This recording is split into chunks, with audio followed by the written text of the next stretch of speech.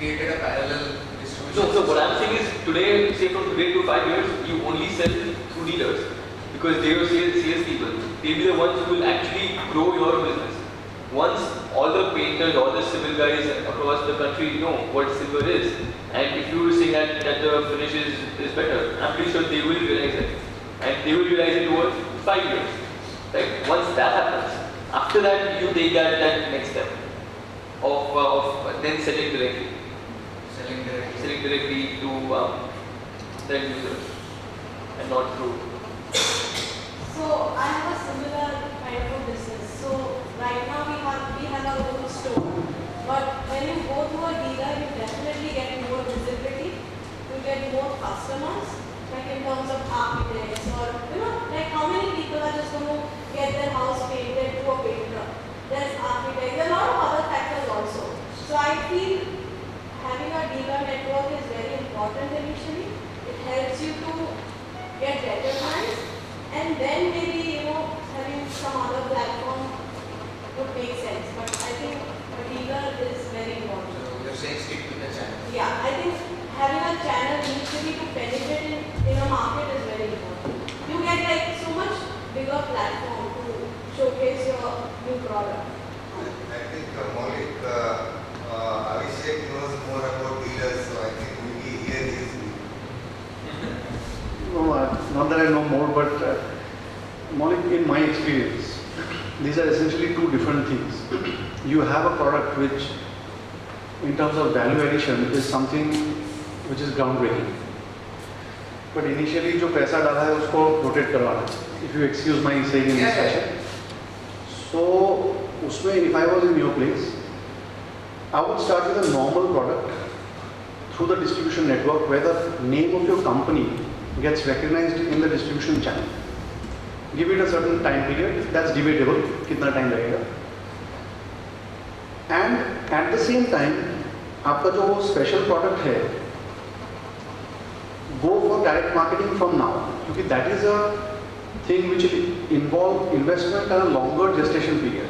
So that's two sides of the bandwidth. एक में आपका पैसा जल्दी घूमेगा, दूसरे में long term घूमेगा. And a right balance of both will produce a fantastic result. At one point in time, you can later on create a perceptive value that this is the company who manufactures both. Something which dealers want, क्योंकि dealer based sale क्या है, pushing sale है. वो लोग क्या है, वो लोग they are like typical guys who understand those margins. उसको फर्क नहीं पड़ता है silver है क्या है. And जो actually खरीदने वाले लोग हैं ना, वो आपका market है which will create brand value and value for your company, which is a long term thing. See the value that I am creating, right? Yeah. Other than just the absolute end customer whose wall is finally getting painted, is I am saving the painter a lot of money. I am allowing him to, for example, he charges 12 rupees a square foot for finished product. Today, say his labor component is 1 rupee per coat, right? Tomorrow, if he has to do it with 2 coats less, he can still charge a thousand, they put 2 rupees in his pocket. पर वो मौलिक क्या है, that thing you have to also be pushed to the distributor only, because typically these painters will be purchasing from them a lot of the times. इसमें एक gestation period होगा when you try to directly market it to them. You understand? So, for example, I'll give you an example. The Fevicol that is used, उसका भी अलग अलग grades आते हैं. Now, as a layman, we don't know that. Like he said rightly that he is a builder, but he would hardly get into, or whatever, you are into projects. So he would hardly get into the micro level details of कौन सा grade का Fevicol. There what happens is that the painter or the carpenter picks up one जिसमें उसको ज़्यादा पैसा मिल रहा होगा. That marketing can be done by distributor. तो उसको 22% देके you can say इसमें से 5% उसको आगे दे दो तो वो भी push करेगा. So essentially they are not fighting with each other. They are doing a synergistic thing with each other, and at the right time उसमें से जो पैसा आएगा उससे you can brand. And usually I think painters also have their tie with certain dealers. Right. Yeah. So in the end, I think dealer is the best way. Sorry to interrupt. It's something like what Ranbaxy did with Revital. It is selling Revital through prescription market directly to the consumer, which is a doctor, and वही चीज़ को repacking करके contents remaining same, it is selling as X Vital or something on the TV. तो factory दोनों ही बना रहा है, so you get economy of scale, but perceptive value is different, suiting to different channels. This is my sorry I'm not going to be able to offer you these solutions. But I just want to understand, is there a need for another brand of paint in the market today since, I mean, Asian paints is anyway dominating the market in such a big way? You have the big four, you have Asian, you have Berger, Nerolac, Deluxe, right? And then you have scores of like smaller paint companies that are, basically the market that are the local brand, right? Like Champion Paints and Global Paints and so on and so forth. These guys are always 15 to 20% cheaper.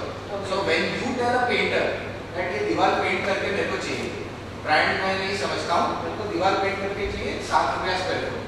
So he will bring some local brand. He will not buy Asian Paints or Berger or Nerolac. He will buy the brand that suits him in terms of what gives him the least amount of work, forgiving finish, all of that, what suits him, and he comes paid to that. Now, my product makes the painter's life very easy, right? So that's why my question is that do I direct market to the painters? Do I go through the distribution channel? Or do I go through the distribution channel for my really premium product where it requires more effort selling because it's a higher price product with higher performance, and then I come in with a cheaper grade that's even cheaper than what the regular paint companies sell, equivalent performance, and that I direct sell to painters saying sasta chahiye lo, because cheap sells very quickly in terms of getting the ball rolling. Premium stuff you have to put in a lot of effort to convince the guy that this is the value proposition. And for example, the price that is being passed on to the consumer, not the painter, and they're going to be using a less volume because you're giving them 50% more coverage, so doesn't the pricing and balance? Right, so for a painter who you say, 10 rupees per square foot, then do whatever you want. Typically, you would have quoted you 10 rupees because everybody quotes you 10 rupees a square foot. But if he buys the paint that I am selling him, he will actually finish the job for 7 rupees. He won't obviously tell you. Pocket it. Right. So it's in benefit to him, right? So, but we are approaching new generation architects also. They are also important. We gotten into the business of doing B2B sales for paint, but that is a very slow and very slow moving market. So that's why push volumes, book capacities. That's what we're looking at. So I am convinced that I need 2 grades of paint. One cheaper than normal and one more expensive. Higher performance. But Yes, go ahead. My diaries had a thought, and it could be wrong, but anyway, don't put it out.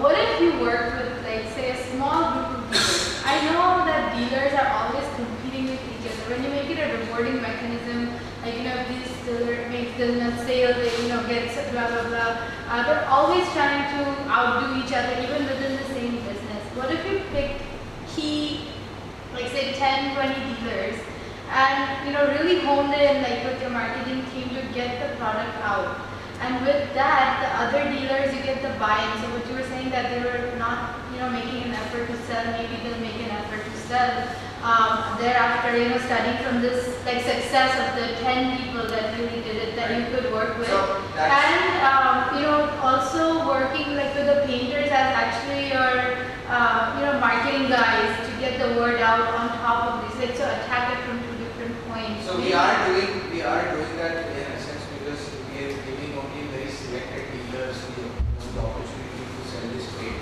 But then that bottlenecks you in terms of the initial volumes that you would like to really do. You want it to fly off the shelf immediately, which is not happening. Even the selected dealers will wait, watch this, that, dilly-dally because it's an expensive product. Can-wise, not square foot wise, but can-wise. And if something's expensive, then people are always going to be like, okay, we're going to wait around. We're going to see whether it's really worth the money. This, that. If you give the same product that is available in the market at a cheaper price, that goes very quickly, right? But the problem is, do I push that also through the dealer, or should I try to direct market it to the painter and save even more money? Depress the prices even more. And could you add some technology feature? I'm just brainstorming, but something like a color booth, you can make your own shade and work with fabrics. That is standard practice. That is standard practice in the paint industry. If you're going to be a paint supplier, you're going to do that. So that is there's a whole thing that's pretty standard stuff. So and since you're looking to, since this is mainly for the painter's benefit, e-commerce is not really an option right now, right? No, you'll be surprised how many of them are smartphones, app-based. They can just buy. If I tell them I'll sell you straight, Yeah. wherever you want delivery, to your doorstep, so many liters, this shade, that shade. But then the dealer gets antagonized, right? He says, you are selling to my painter. I'm not going to carry any of your products. That's the problem. So I agree quite a bit with what Abhishek said. I think you kind of milk the dealer network, give them high margins, get them to push the product, even if you don't really cut your price point. I feel it's really hard to differentiate, whether it's in terms of odorless paint or some other feature. I think your direct channel, you do what, like say someone like Puma or these guys do, a difference to a different brand name, but there is where I would try to disrupt the model. So if you've got 22% of around 800, 900 rupees to play, I would even offer free application with 5 years warranty and just get even the painter out. Be like, we're the direct guys, take a bigger work. Oh, I don't know, try to disrupt the direct model with a different brand and try to change the behavior. But meanwhile, I think the dealer network works. What you're paying the extra margin is Asian Paints being a bigger, more established brand can do it at 5%, you being a new guy. So the idea I had in my head was that if you essentially float something altogether where there is no mention of signage, right? Where you sell this cheaper paint but equivalent paint and go on an online cash and carry model, right? Direct selling to the painters under a brand name they've never heard before, no dealers heard before, only sold over the internet through the app, right? The guy comes, sales executive comes, he registers you onto the app and it's a cash and carry model. He gives the money, you give the paint, right? So because chasing the credit is also a huge headache in the paint market, collecting money from each individual painter.